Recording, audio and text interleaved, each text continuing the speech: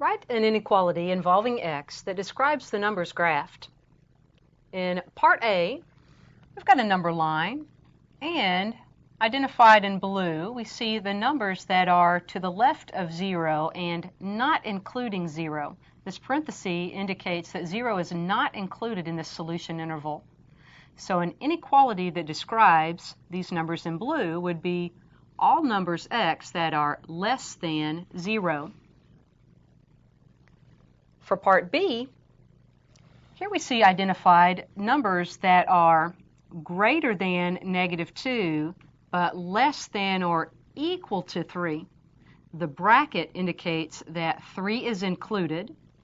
The parenthesis here indicates that -2 is not included. So our inequality statement will look like this. We'll include all values x that are greater than -2 and less than or equal to 3.